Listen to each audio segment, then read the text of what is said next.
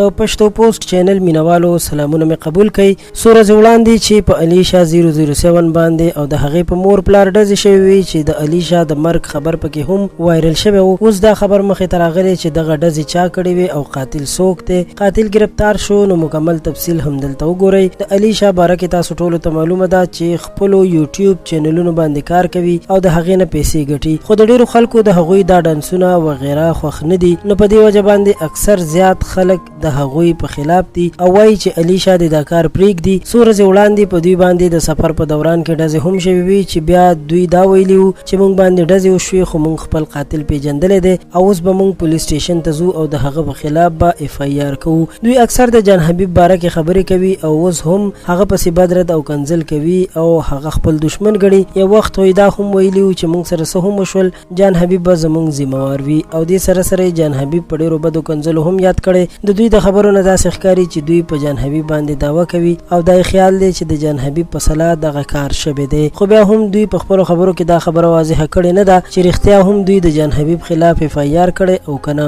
په پښتونخوا کې څو ځل د دې خلکو په خلاف احتجاجونه هم وشول چې دوی د دا فحاشي بنده کړي، خو دوی دا دلیل ورکوي چې دا د اداکارۍ یو شاخ دی او پاکستان کې په اداکارۍ او یا په داسې ډانسونو باندې هیڅ پابندي نشته. د الیشا د قاتل باره کې دا یو تازه خبر چې هغوی د خپلې حملې نه وروسته څه ویلي دي چې تاسو سره مو دغه ټول معلومات شریک کړل. نو زموږ چینل در سره سبسکرایب کړئ. د ویډیو د کتلو مو ډیره مننه کوم.